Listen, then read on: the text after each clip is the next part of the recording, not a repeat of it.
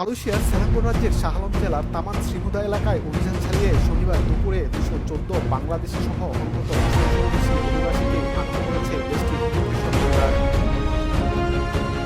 গোয়েন্দা তথ্যের ভিত্তিতে পরিচালনা করা হয় এই